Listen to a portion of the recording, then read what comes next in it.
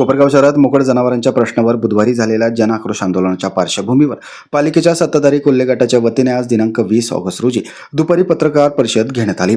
यावेळी प्रशांत कडू, वैभव आढाव, नगराध्यक्ष पराग संधान, कलविंदर दडियाल आणि कालू आप्पा आव्हाड यांनी आंदोलनकर्त्यांच्या आरोपांना प्रत्युत्तर दिले।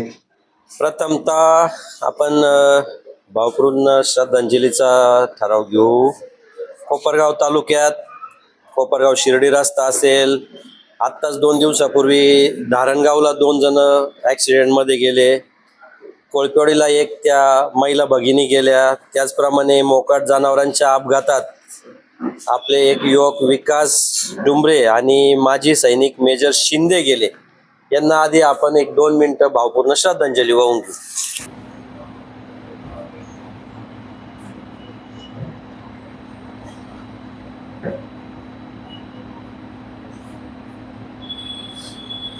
कोपरगाव शहरामध्ये गेल्या अनेक वर्षापासून मोकाट जनावरांचा प्रश्न शहराला भेडसावत आहे, परंतु काही राजकीय पक्षाने एक शहरात राजकारण करायचं म्हणून जणू काय तो प्रश्न आत्ताच नगराध्यक्ष व नगरसेवक निवडून आल्यानंतर अचानक नवीन असा काहीतरी प्रश्न निर्माण झाला, असं कोपरगाव शहरात एक वातावरण निर्माण केलं। परंतु मला सांगावंसं वाटतं की हा प्रश्न गेल्या अनेक वर्षापासून आहे। सदर प्रश्न सोडण्यासाठी आपण निविदा काढल्या होत्या, परंतु निविदा भरण्यासाठी कुणी तयार नाही। पहिली निविदा आम्ही जून महिन्यामध्ये काढली, जून महिन्यातली निविदाची मुदत संपली, परंतु कुठलाही ठेकेदार निविदा घेण्यासाठी तयार झाला नाही। त्याचं कारण आम्ही विचारलं ठेकेदाराला, तर ठेकेदाराने आम्हाला सांगितलं की तिथं काही लोकांना ॲडजस्ट करावं लागतं। आम्हाला प्रश्न पडला, म्हणलं तर ॲडजस्ट करणं म्हणजे काय प्रकार? आता जनावरं धरायचे, कुत्रे धरायचे आहेत, गाया धरायचे आहेत, त्याच्यात ॲडजस्ट करण्यासारखं काय? तर आम्हाला तो ते खोलात गेल्यानंतर असं कळलं काही लोकांना ॲडजस्ट करावं लागतं। मग त्यांना ती निविदा आमची पूर्ण मुदत संपवून गेली तरी कुणी भरली नाही। मग आत्ता आम्ही मागच्या आठवड्यामध्ये परत एकदा निविदा काढली। काही ठेकेदार त्यांना आम्ही बोलून घेतलं, त्यांना समजून सांगितलं की इथं असं काही प्रकार होणार नाही। जे जिओ टॅगिंग पद्धतीने तुम्ही जनावरं पकडा, जिओ टॅगिंगचे फोटो काढा, जे तुमचं रीतसर असेल तेवढं सगळं तुम्हाला बिलं मिळतील। कोणाला कुठल्याही प्रकारचं त्याच्यामध्ये काही इंटरेस्ट नाही। कोपरगाव शहरातून आपल्याला हे मोकाट जनावरं हद्दपार करायचे आहेत। मी तर म्हणाल मोकाट पण नाही जनावरं आहे, त्या प्रत्येक जनावराला मालक आहे। या काही मालकांनी बरेच लोकांनी काय केले, जनावरे पाळलेत आणि शहरात मोकळे सोडून दिलेत। आता आम्ही असं ठरवलं, अध्यक्षांनी त्या दिवशी सांगितल्याप्रमाणे की आता मालकावरच गुन्हे दाखल करायला चालू करायचे। जोपर्यंत मालकावर गुन्हा दाखल होणार नाही तोपर्यंत मालकही ठिकाणा राहणार आहेत। म्हणजे जनावर यांनी सांभाळायचे, दिवसभर यांनी गावात सोडून द्यायचे, संध्याकाळी ते जनावर परत त्या मालकात दार जातं, त्यांनी आयतं दूध पिळायचं। तुम्ही व्यवसाय करायचा, तुम्ही जागा घ्या, जनावर सांभाळा, जसे ग्रामीण भागात शेतकरी जनावर सांभाळतात तसे यांनी सांभाळले तर कोणाची काही हरकत नाही। परंतु यांनी फक्त फायदा घ्यायचा आणि त्रास कोपरगाव शहराला द्यायचा, हे काही इथून पुढं चालणार नाही, आम्ही सहन करणार नाही।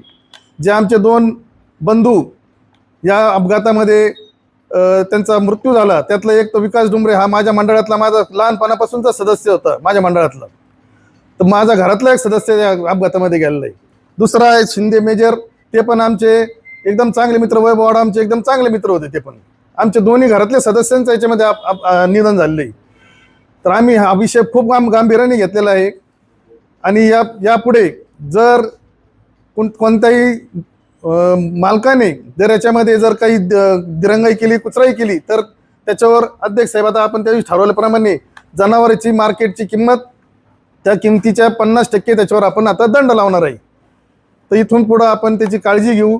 सर्व कोपरगाव शहरवासियांना आम्ही आश्वासन देतो की आत्तापर्यंत आम्ही 60-65 जनावरे पकडलीत आणि ही जोपर्यंत पूर्ण शहर जनावरमुक्त होत नाही तोपर्यंत ही मोहीम पूर्णपणे चालू राहील, एवढी आम्ही ग्वाही देतो। हा काय प्रकार फक्त कोपरगाव शहरात असा काही प्रकार नाही।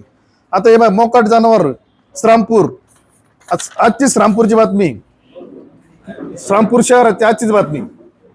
त्याच्यानंतर हे पिंपरी चिंचवड शहर, 40,000 नागरिकांना भटक्या कुत्र्यांनी चावा घेतला। त्यानंतर हिंगोलीची बातमी, त्यानंतर मालेगावची बातमी। म्हणजे एका आपल्या फक्त कोपरगाव शहरात हा प्रकार चालू आहे असा काही भाग नाही, हे पूर्ण महाराष्ट्रभर नाही तर आपण हिंदी न्यूज बघतो, पूर्ण भारतभर हा त्रास चालू झाला. याचं मूळ कारण असं आहे की नवीन काही कायदे आलेत, पशूंच्या बाबतीमध्ये काही नवीन कायदे आलेत. त्यात श्वान पकडण्याचे काही नियम आलेत. श्वानला आता आपण पकडू शकत नाही, त्याचं निर्बीजन करायचं, पुन्हा आणून त्याचा आहे त्या स्पॉटवर आणून सोडायचं. पण आता हे जनतेला समजून सांगावं लागणार आपल्याला. काही श्वानप्रेमी आहेत, काही पशुप्रेमी आहेत. आता कालचाच विषय आहे की रात्रीच्या वेळेस गाय पकडतात. आता दिवसभर गाय पकडल्या तर त्या पळतात, एखाद्याला जखम होऊ शकते. मग आपण काय केलं की रात्री सगळं झाल्यानंतर 11 वाजेनंतर आपण जनावरं पकडायला सुरुवात केली. तर त्यातही काही पशुप्रेमींचे फोन चालू झाले, तुम्ही रात्री का पकडता, असेच का पकडता. म्हणजे करायला गेलं तरी अडचण, नाही करायला गेलं तरी अडचण. ही अशी नगरपालिकेची परिस्थिती आहे. पण आपण कोपरगाव शहराला आश्वस्त करू इच्छितो की आपण पूर्ण याचा बिमोड झाल्याशिवाय ही मोहीम काय थांबणार नाही, एवढे मी श्वासित देतो आणि थांबतो. कोपरगाव शहरामध्ये गेल्या काही दिवसापासून जे काही राजकारण सुरू आहे त्या राजकारणावर मी बोलू इच्छितो. आता हे जे मोकाट जनावर आहे, मोकाट जनावर पकडण्याची आम्ही नगरपालिकेच्या वतीने पण मोहीम हाती घेतली होती. मी सभापती आहे. सभापती असताना मला गावातून अनेकांचे फोन आले, पाटील हे आमचं हे जनावर आमचं आहे, ते जनावर आमचं आहे, तुम्ही कृपा करून आमच्यावर विनंती आहे, तुम्ही ते सोडून द्या. आपण त्यांची 1-2 वेळेला विनंती ऐकली. पण मुख्यतः सांगायचं कारण काय आहे, काय हे जे मोकाट जनावर आहे यांना प्रत्येकाला मालक आहे. पण आपण आता हायगाई त्यांची काही करत नाहीये. त्यांच्यावर जी काही कार्यवाही करता येईल ती कारवाई करतोय. याआधी आपण 2दा निविदा काढल्या होत्या, त्या निविदा कुणी भरायला तयार नव्हतं. आता निविदा काढलेली जवळपास 70च्या आसपास आपण जनावर पकडलेले. मी सुद्धा त्या मोहिमेमध्ये हजर होतो. सांगायचा उद्देश असाच आहे की आपण शहरातील नागरिक, आपल्याला काय वाटतं बा हे मुका जनावर आहे, आपण त्याला चारा आणतो, घास आणतो, ते आपण रस्त्यावर टाकतो. त्या जनावरांना ती सवय झालेली आहे. तुम्ही जर ते दिलं नाही तर ते मोकाट जनावर असं रस्त्यावर इकडं तिकडं फिरणार नाही. मी कोपरगावकरांना विनंती करतो की इथून पुढं कुणी कृपा करून असं रस्त्यावर चारा किंवा चपात्या वगैरे त्यांना टाकू नका, म्हणजे ते काही येणार नाही. त्याच्यानंतर आता कुत्रे पकडायची मोहीम आम्ही हाती घेतली. कुत्रे पकडल्यानंतर म्हणजे काही जण फोन करता, आमच्या गल्लीला कुत्र्यांचा खूप त्रास होतोय.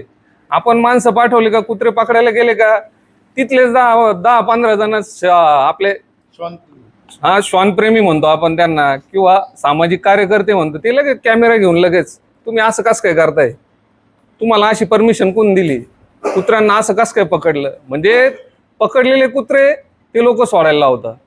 म्हणजे मला आला अनुभव सांगतोय मी. म्हणजे नागरिकांना त्याचा त्रास पण होतोय आणि काही नागरिक ते तुम्हाला सोडायला पण लावतोय.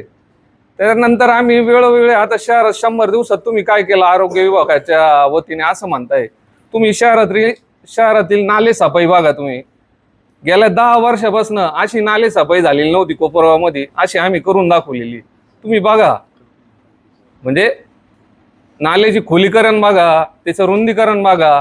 नाल्यावर काही लोकांनी अतिक्रमण केलेली होती, त्याचा त्रास अनेक नागरिकांना खडकी भागामध्ये म्हणा, तुम्ही दत्तनगर त्या हनुमाननगर त्या भागामध्ये बघा, म्हणजे त्यांना होत होता. म्हणजे गटारे तुंबायचे, पाणी आल्यानंतर लोकांच्या घरात पाणी जायचं. आता ह्या वर्षी तो काही प्रकार घडलेला नाही.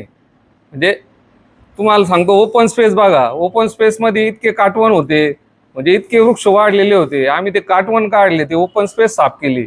रस्त्यावरची धूळ आम्ही जास्तीत जास्त म्हणजे गेल्या 6 महिन्यापासून आम्ही ती धूळ काढण्याचा प्रयत्न केलेला आहे. म्हणजे एवढे डंपर आम्ही ते धुळीचे, म्हणजे धूळमुक्त शहर कसं होईल त्यासाठी आम्ही वेळ दिला. रस्त्यामध्ये जास्तीत जास्त तुम्हाला सांगतो, जास्तीत जास्त जो कचरा आहे ना तो प्लास्टिकचा आहे. आम्ही त्यावर पण उपाययोजना आता कडक कायदे केलेले आहे. आम्ही थोडक्यात जो म्हणजे दुकानदारांना प्रत्येक दुकानामध्ये आम्ही स्टिकर वाटलेले, स्टिकर चिटकवलेले. शहरामध्ये 4000 स्टिकर आम्ही शहरामध्ये ते चिटकवलेले. आणि त्यावर आम्ही म्हणजे जो व्यापारी उद्यापासून म्हणजे प्लास्टिक विकल किंवा प्लास्टिक देईल त्याच्यावर आम्ही दंडात्मक कारवाई करणार आहे. दंड वारंवार त्यांनी केलं ती कारवाई, त्याच्यावर आम्ही कडक कारवाई आम्ही करणार आहोत. काल जो विरोधकांचा जनाक्रोश मोर्चा झाला त्याच्यात काल विरोधकांनी का आम्ही निवेदन दिल्यानंतर तुम्ही अजूनही कारवाई केली नाही, पण आपल्याला मी सांगू इच्छितो की सर्व पत्रकार बांधवांना की आम्ही त्यांचं निवेदन येण्याच्या अगोदर आमची कारवाई ही चालू झालेली होती. आतापर्यंत जसं माझ्या हाती आपल्या आरोग्याचे सभापती वैभवजी आढाव आणि नगराध्यक्ष साहेब यांनी पण आपल्या ह्याच्यात सांगितलं आहे की आतापर्यंत आम्ही 71 जनावरं पकडली आहे. तसं जर आपण कोपरगाव शहरात जर बघितलं तर कमीत कमी 400 ते 450 मोकाट गाई जनावरं आहे. त्यापैकी आतापर्यंत 71 जनावरं पकडलेली आहे आणि ही कारवाई डे आणि नाईट दोन्ही शिफ्टमध्ये चालू आहे. म्हणजे एकदम. आणि मी एक सांगू इच्छितो की म्हणजे हेच जे विरोधकांनी काल मोर्चा काढला ह्याच्या अगोदर मी तुम्हाला हे दाखवू इच्छितो. हे बघा, हे 9 जून 2025चं आंदोलन आहे. 9 जून 2025 म्हणजे प्रशासनाच्या काळात झालेलं हे आंदोलन आहे. मी म्हणतो प्रशासनाच्या काळात ज्यांची सत्ता होती त्यांनी जर ह्यावर काहीतरी उपाययोजना केली असतील तर आज आमच्या दोन्ही बांधवांना म्हणजे विजय डुंबरे असतील, आमचे मेजर माजी सैनिक असतील, यांना आम्हाला श्रद्धांजली वाहण्याची गरज पडली नसती. तुम्ही त्यावेळेसच जनाक्रोश मोर्चा काढून स्वतःच्या प्रशासनाच्या काळातच कारवाई केली असती तर तुम्हाला हा मोर्चा काढण्याची कोणतीही गरज पडलेली नसती. ह्याच्यानंतर मी तुम्हाला एक विशेष गोष्ट सांगतो. म्हणजे काल जे विरोधकांनी भाषणात काही बोलले की त्या आमच्या म्हणजे माजी सैनिकाबद्दल की त्यांना दुश्मनाची गोळी सुद्धा सरसिद्ध करू शकली नाही. त्यावर तुम्हाला सांगू इच्छितो की म्हणजे ह्या जर खरं बोलायला गेलो तर मी म्हणतो त्यांना खूप सारं म्हणजे तुम्हाला गल्लीबोळ फिरता येणार नाही. तुमच्याच कार्यकर्त्याची ती गाय कोणाची होती याची अगोदर तुम्ही खोलवर माहिती घ्या की ज्या मेजर शिंदेना माजी सैनिकाला जी गाय समोर आली ती गाय कोणाची होती आणि गाया धरण्यात आलेल्या आहे. आता ते सोडवायला आले तर आपल्या समोर सगळं येईल. त्यामुळे सांगतो की तुम्ही इथपर्यंत गलिच्छ राजकारण करू नका. जे काही योग्य आहे आणि हे जसं सांगितल्याप्रमाणे माझ्या अगोदर प्रशांतजी कडू असतील, आमचे वैभवजी आढाव की हा पूर्ण मोकाट जनावरांचा हा भारतातील पूर्ण प्रश्न आहे. ज्याप्रमाणे शहरीकरण काँक्रिटीकरण वाढत आहे आणि त्याप्रमाणे जनावरांचा हा जो आहे हा प्रॉब्लेम पूर्ण भारतातच आहे. आणि मला वाटतं आपले नगर अध्यक्ष साहेब व पूर्ण नगरसेवक हे पूर्ण ह्यांनी जसं म्हटलं आहे की आम्ही पूर्णपणे शहरातून मोकाट जनावरं ही हद्दपार केली जातील आणि 100% ही जनावरं हद्दपार केली जातील. ह्याच्यात कोणत्याही प्रकारचं गलिच्छ राजकारण करू नये आम्ही एवढीच विनंती करतो. जय. कोपरगावमध्ये एक सर्वपक्षीय मोर्चा निघाला. 50 संघटनांचा पाठिंबा. संख्या जर बघितलं तर ते काय आम्ही सांगायची काही गरज नाही. हे दुसऱ्यांदी झालं. कारण कसं असतं, जनतेला किती दिवस वेड्यात काढायचं याचं एक लिमिट असतं. गेल्या 8 वर्षापासून हे चालू आहे. 4000 कोटींचा हिशोब जो चालू झाला तो आजपर्यंत चालू आहे. त्याच्यावर आजपर्यंत उत्तर द्यायला नाही. आधी घरपट्टीच्या विषयावर यांनी जनतेला वेड्यात काढलं, उपोषण केलं, अशाच सामाजिक संस्थांना फोन करून करून बोलून घेतलं. ठीक आहे. आता कसं असतं, कोपरगावात दोन्ही राजकीय नेत्यांनी बोलवलं का काहींना अडचण नको म्हणून जावं लागतं. घरपट्टीच्या याच्यात यांनी शेवटच्या दिवशी हजारोनी यांच्याकडं आलेल्या तक्रारी या बातम्या तुम्हीच केलेल्या आहे. 700 कंप्लेंट्स आणून दिल्या. त्या 700 मधल्या 400 कंप्लेंट्स या अर्धवट भरलेल्या आहे. नुसतं नाव टाकलं, काहीच लिहिलेलं नाही. त्या निकाली निघाल्या. राहिल्या 300-350. त्याही निकाली निघतात. तो पूर्ण फेल झालं. त्याच्यानंतर कालचंही असंच झालं का शाळेच्या लहान लहान मुलांना घेऊन तुम्हाला मोर्चा काढावा लागला. काय आमचे मित्र म्हटले की टेंडर का भरत नाही तर लोकांना ॲडजस्ट करावं लागतं. ही परंपरा प्रशासकीय काळात होती आणि प्रशासकीय काळात कोण नगरपालिका पाहत होतं हे आपल्याला सगळ्यांना ज्ञात आहे. कारण हे ते बोलले ते बरोबर आहे का, तर ती त्यांची संस्कृती होती, ती कार्यपद्धती त्यांची होती. पण त्यांच्या चुकीच्या कामामुळं आमच्यावर लोकांनी आरोप करून ते टेंडर भरायला तयार व्हायला. पण ज्यावेळी आम्ही आमच्या सगळ्या नगरसेवक सभापतींनी बसलो आणि एका एकाला बोलवलं आणि त्यांना विश्वास दिला का जुन्या पद्धतीने जसे वाटे द्यावं लागत होते, कार्यकर्ते ऍडजस्ट करावं लागत होते, तशी परिस्थिती नाही. तर एकाच दिवशी 3 कॉन्ट्रॅक्टर तयार झाले. सकाळी एक काम करतोय, रात्री एक काम करतोय, एक स्पेअरला आहे. याचं कारण का, तर त्यांना तो विश्वास आम्ही दिला. म्हणजे साधा क्रेनवाला बिचारा ते मयत झाले आमचे मित्र शेखर जगडे, त्यांना आमच्या सभापतींनी सांगितलं, वैभव आढाव आणि फिरोजभाईंनी, ज्यावेळी आम्ही सत्तेत आलो त्यावेळी डिव्हायडर काढलेले होते. त्यांना सांगितलं की ते डिव्हायडर टाकून द्या. म्हणे साहेब मागचंच बिल मिळालेलं नाही. म्हटलं अडचण काय? म्हणे अपेक्षा खूप आहेत. म्हटलं इथून पुढच्या बिलाला आम्ही जबाबदार आहे. त्याच्यानंतर त्यांनी डिव्हायडर टाकले. तुम्हाला मी आजही सांगतो, हे जी नौटंकी चालली आहे ही फक्त 3 कोटीचे जे बोगस बिल आहे, 31 डिसेंबर 2025च्या पूर्वीचे जे आम्ही बिलं काढत नाही, वर्क ऑर्डर नाही, बोगस कामं केलेले, कामं निकृष्ट आहे, कामं न करता बिल आहे, हे 3000 कोटीचे कामं कोणी पीए असतील, त्यांचे बंधू असतील, काही यांचे बगलबच्चे असतील, यांचे सगळ्यांचे बिलं आम्ही बाजूला ठेवले. कारण जनतेच्या कराचा 1 ना 1 रुपयाचा योग्य विनियोग आम्हाला करायचा आहे, म्हणून हा त्रास सहन होतोय. पण जनतेसाठी आम्ही 20-21 जण हा सगळा त्रास सहन करायला तयार आहे. परवाही मी कोपरगाव व्हिजनमध्ये सांगितलं, 13-14 कोटीचं कर्ज आहे, अजूनही कर्ज होतं आहे. पैसे नसताना अडीअडचणी आहे. ज्यावेळी आम्ही सत्तेत आलो त्यावेळी फक्त 20 लाख रुपये होते. आणि हे बिलं काढण्यासाठी इतका प्रेशर आहे की त्यांचं म्हणणं आहे हे बिलं काढा. हे बिलं काढले तर उद्यापासून नगरपालिका सुरळीत चालेल. पण मी आपल्याला आज परत सांगतो, या 3 कोटी मधला एकही रुपयाचं बिल मी आणि आमचे सहकारी काढणार नाही आणि नाही. हे बोगस बिल आहे आणि हे सगळ्यांना माहिती आहे का हे सगळे बोगस बिल आहे. म्हणून हे सगळा खाटाटोप फक्त एका व्यक्तीच्या प्रेमापोटी ही पार्टी लावून धरलेली आहे. त्यांच्या पार्टीत एक जण काल बोलला का पार्टीमध्ये भांडणं झाले बाजार तळात. ते भांडणं नव्हते, ते तात्विक वाद होते. काय करायचं, कोण म्हणतो तर पुढं करा, कोण मागं करा. अहो आमचे भांडणं जाऊ दे, आधी तुम्ही तुमचे भांडणं मिटवा. तुमच्यातच किती भांडणं आहे. तुमचे नगरसेवक खासगीत काय बोलतात, काल किती हजेरी होती, काय होती, याच्यावरून आपण आत्मपरीक्षण केलं पाहिजे. इथून अजून तुम्हाला लवकरच आम्ही या सगळ्या 5 नंबर तळे असतील आणि जुन्या कामकाजाचा गौप्यस्फोट करणार आहोत. या 3 कोटीचे हिशोब विचारा. ज्यांनी 4000 कोटीचे शर्ट घातले ते आम्हाला हिशोब विचारता. आम्ही 8 महिने झाले, आम्ही सांगितलं 5 महिने आमचे काही वाया गेले असतील, काही SIR मध्ये सगळा स्टाफ तिकडे होता, जनगणनेत होता, आचारसंहितेत गेला. आजही खुलं आव्हान करतो, आमचा 8 महिन्याचा लेखाजोखा, आम्ही जे 100 दिवसात कामं प्रस्तावित केले होते त्यातले 60-70% कामं झाले, काही कामं राहिले आहे. आम्ही मान्य करतो कामं राहिले आहे. तुम्ही पण तेवढं, आम्ही तर 4 वेळा सांगितलं का तो 4000 कोटीचा हिशोब घेऊन या. तो 4000 कोटीचा हिशोब आमचं 8 महिन्याचं काम घेऊन या. आम्ही याला फेस करायला तयार आहे. कारण आतापर्यंतच्या इतिहासात आम्हाला कोल्हे कुटुंबियाची शिकवण आहे, चुकीच्या गोष्टीवर राजकारण करायचं नाही.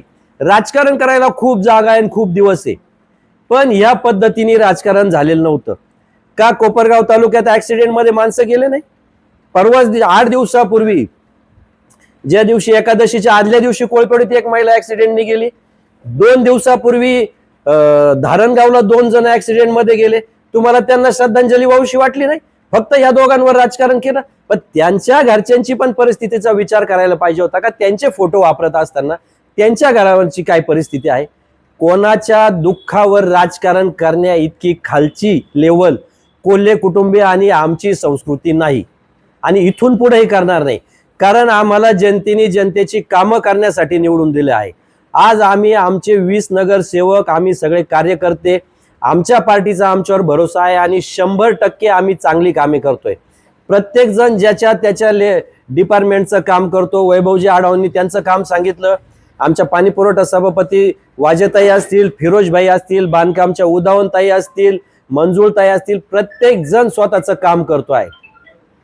फक्त विषय एवढाच आहे का थोडासा डिले होतोय का काही टेक्निकल अडचणी आहे काम, आणि अडचणी कोणाला येतात? जो काम करतो त्यालाच येतात. म्हणून मी आपल्या मार्फत पुन्हा एकदा सगळ्या नागरिकांनाही एक आव्हान करतो की जे श्वानप्रेमी आहेत, ज्यांनी कुत्रे पाळलेले असतील त्यांनी त्यांचे कुत्रे बांधून ठेवावेत, रस्त्यावर सोडू नये. तसेच जे गोप्रेमी आहेत त्यांनी आपल्या आपल्या गायी स्वतः बांधून ठेवाव्या. काही गोप्रेमी रस्त्याने घास टाकत चालतात, त्याच्याने ह्या गायी रोज तिथं येऊन बसतात, म्हणूनही अडचण आहे. त्यानंतर डुकरं असतील, गाढवा असतील, याच्यावर सगळ्यावर आपण काम करतो आहे. कारण ह्या सगळं काम करण्याकरता सध्या खूप निर्बंध आलेले आहे. सभापतींनी सांगितल्याप्रमाणे या सगळ्यातून आपण मार्गक्रमण करून नागरिकांकरता सगळे कामं करत आहोत. पुढचे भविष्यात कामं करणार आहोत. लवकरच आम्ही शब्द दिल्याप्रमाणे पाणी पुरवठ्याचं सुद्धा काम चालू करणार आहोत का जेणेकरून तो लवकरात लवकर कमी दिवसावर येईल. 1 ते 4 नंबर तळ्याचा गाळ काढायचा असेल, स्वच्छतेचं जे सांगितलं होतं तर सक्शन पंप असेल, डस्ट कलेक्टर असेल, नगरपालिकेला लवकरच जेट क्लिनिंग आणि सक्शन पंप येतोय, मागं गोरखा गाडी आली, अशा अनेक सुविधा आपल्या नगर शहरात चांगल्या होणार आहे. नागरिकांना थोडासा संयम आहे. यामध्ये ज्या अर्थी नागरिकांनी या आंदोलनाकडे पाठ फिरवली याचंही त्या पार्टीने आत्मपरीक्षण करावं. त्याचप्रमाणे आम्ही शहरामध्ये फ्लेक्स बंदी केलेली आहे. फक्त 30 ठिकाणी फ्लेक्स लावायची मुभा दिलेली आहे पावती फाडून. नागरिकांनाही विनंती करतो का त्यांनी तिथंच बोर्ड लावावे. ज्या दुसऱ्या ठिकाणी लावले तर त्या बोर्डांवर आणि प्रिंटरवर गुन्हा दाखल होणार आहे. तर शक्यतो त्यांनी तेवढी परमिशन घेऊन लावाव्या. त्याचप्रमाणे प्लॅस्टिक बंदी असेल त्याच्यावरही काम चालू आहे. प्लॅस्टिक बंदीसाठी सगळ्या नागरिकांनी सहकार्य करावे. आणि इथून पुढं सगळे आपले हिंदू सण येणार आहे. त्यामुळे गणपती, नवरात्र, मला वाटतं रमजान ईद का काय येतंय, सगळेच सण येत आहे, दसरा येतोय. तर कृपा, दहीहंडी, तर कृपा करून रस्त्यावर कुणी आपली वाहने लावू नये. योग्य ठिकाणी वाहने लावावे. रस्त्यावर आपली दुकाने थाटू नये. कारण आपल्यामुळे नागरिकांनाही त्रास होतो आहे. तर आपणही सगळ्यांनी सहकार्य करावे. कारण हे फक्त काम प्रशासन करू शकत नाही, याला नागरिकांनी सहकार्य करावे. मी या आमच्या सगळ्यांच्या वतीने नागरिकांना विनंती करतो. जे फ्लेक्स बंदी आपण केली आणि या फ्लेक्स वरून दोनदा जे आहे तर राणा दादाचं चित्र पाहायला मिळालेलं आहे. तर कशा पद्धतीने तुम्ही फ्लेक्स बंदी करता, तुम्ही देखील फ्लेक्स लावण्याचा प्रयत्न करता? आम्ही फ्लेक्स लावले, पण आम्ही आमचे फ्लेक्स जिथं परवानगी आहे आणि त्याची पावती फाडलेली आहे. आजही आपण जाऊन पहा. पण जे समोरच्यांनी फ्लेक्स लावले ते विना परवाना होते. आम्ही काढण्याचा नगरपालिकेच्या कर्मचाऱ्यांनी प्रयत्न केला, त्यांना धक्काबुक्की झाली, त्यांच्यावरही गुन्हा दाखल होणार आहे. आर्थिक मदत करण्याचा आमचाही प्रयत्न आहे. परंतु ज्यांनी मागणी केली आणि ज्यांनी हा स्टंट केला आणि जे फ्लेक्स लावले, एवढाच खर्च जर त्यांना दिला असता तर मी आज त्यांचे आभार मानले असते, आनंद वाटला असता. आम्ही मदती करतो, आर्थिक मदती करतो. आज जर संजीवनी उद्योग समूहामार्फत आणि युवा प्रतिष्ठान मार्फत जर बघितलं तर 3 ॲम्ब्युलन्स मोफत आहे. आम्ही शब्द दिल्याप्रमाणे कोपरगाव नगरपालिकेने 1 रुपया न खर्च करता CSR फंडातून IDBI बँकेकडून जी ॲम्ब्युलन्स घेतली ती नाममात्र दराने आहे. याच्याच विरोधात कोविडमध्ये साईबाबा तपोभूमीने एक ॲम्ब्युलन्स लोकार्पण केली होती परमपूज्य रमेश गिरी महाराजांच्या हस्ते. जर कोणाला तिचा जर उपयोग झाला असेल तर ते आम्हाला दाखवावं. मी परवा ज्यावेळी आव्हान केलं तर मला एकाने दाखवलं. ती ॲम्ब्युलन्स खुर्च्या वाहण्यासाठी होती. आम्ही जनतेसाठी काम करतो आहोत आणि आम्ही ह्या गोष्टींसाठी मदत करतो. डुंबरे कुटुंबियासाठी पण आम्ही मदत केली आहे. पण केलेलं काम सांगायचं नसतं. तुम्ही पर्सनल जर कुटुंबियाला विचारलं तर डुंबरे कुटुंबीय हे सांगाल का त्यासाठी आम्ही काय मदत केली. शिंदे कुटुंबाचा विषय असेल तर झाल्यापासून आमचे सभापती त्यांच्याबरोबर पुण्याच्या दवाखान्यापर्यंत होते. पण केलेलं कामाचं श्रेय आम्ही घेत नाही. यांचं कसं आहे, करायचं एवढं दाखवायचं एवढं. त्यामुळं त्यांना ते सांगावं लागतं. पण आम्ही जे करतो ते आम्ही सांगत नाही, कारण ही कोल्हे साहेबांची शिकवण आहे आम्हाला. तर मोकाट जनावरांचा विषय हा आजकालचा नाही. मोकाट जनावरांचा विषय हा म्हणजे बऱ्याच दिवसापासून चालू आहे. आता 1-1.5 वर्षापूर्वी आमचे मित्र अनिल गायकवाड, आमचे मित्र संदीप देवरे, सचिन आडाव यांनी आंदोलन केलं होतं छत्रपती शिवाजी महाराजांच्या याच्यावर. तुमच्याकडे ते क्लिप असेल मोकाट जनावरांविषयी. तर ते मोकाट जनावर पकडून आपल्या टावरजवळ महाराजांचं स्मारक आहे तिथं नेऊन त्यांनी कोंडले होते यांनी. तर त्याच्यात कोणी सेटलमेंट केली, तिथले कोण नगरसेवक होते काय, जाऊन ते नका उद्योग करू बा, हा मुद्दा वाढन, तिथं जाऊ दे वाढवा नाही म्हणून त्यांनी हे केलं. हा विषय हा त्या आमदारांच्या काळापासूनच चालू आहे. ते जे आमदार झाले ना आपले साखर कारखाना कोळपेवाडीचे हे त्यांच्या ह्याच्यातून तेव्हापासून चालू आहे. आणि राहिला विषय आपल्या हे लोक जे आज दगावले यांचा, ठीक आहे, ते एक राजकारण त्यांनी विषय त्याच्यात ते राजकारण करायचा विषय नाही. त्यांचे फोटो घेऊन त्यांचे हे घेऊन जेवढे फ्लेक्स लावले तेवढीच जर मदत त्यांनी आर्थिक मदत जर त्यांना केली असती ते खूप झालं असतं. आणि राहिला विषय 2, 2.5, 3 वर्षापासून जर नुसतं 2, 2.5, 3 वर्षाचेच धरले तर पुलतांबा फाटा तर टाकळी फाटा या एवढ्या याच्यात किती लोक मेले. जेवढे तुमच्या मोर्चात नव्हते त्याच्यापेक्षा जास्त 3 वर्षात लोक तिथे मेलले, त्याच्यापेक्षा जास्त मेलले तिथं लोक. आणि ते कळत नाही. खरा प्रॉब्लेम काय आहे का जनतेने आम्हाला सगळ्यांना निवडून दिलं, तिथं बसवलं, तर यांना कसा तरी त्रास द्यायचा. आता नवीन CEO हे इतके चांगले आले, काम करता व्यवस्थित, त्यांना इतका त्रास देत राहायचा, नगरपालिकेला इतका त्रास देत राहायचा का कामच झालं. 8 दिवस झाले का काही ना काही विषय घेऊन पुढे येणार, नुसता त्रास देणार. ते काही त्यांना काही काम आहे बेगलबाईचे तिथं राहत असले का बोलवले की आलेच ते, म्हणजे इतका म्हणजे ते त्रास. पण काही फरक नाही पडत. ते जितक्या त्रास देतील तेवढं आम्ही निखरू, तेवढं आम्ही त्याच्यापेक्षा जोरात आम्ही काम करू. आणि हे चॅलेंज आमचं. ते बिलं देणार नाही, ते बिलं तर देणारच नाही. आणि तुम्ही किती त्रास द्या, माझा मते रोज या, दिवस आड नाही, तुम्ही दिवसातून 2दा या. तुम्ही जितक्या जोरात येशाल त्याच्यापेक्षा 10 पटीने आम्ही जोरात काम करू. हे तेवढंच सत्य. आणि ते सीओ काम केल्याशिवाय राहणार नाही. याच्या पहिल्यांचे होते सगळे बांधले, गठुडे घेतले, भूर झाले. ते काही इकडे वाटलं तुला मला केलं, गायब झाले. काही फरक नाही पडत. पण आम्ही कामच करणार आहे. तुम्ही किती करा, दिवसातून 2दा मोर्चे घेऊन या, 2दा मोर्चे घेऊन या, कुणी घेऊन या, किती घेऊन या, आम्ही कामच करणार आहे. आणि डबल स्पीडने काम करू.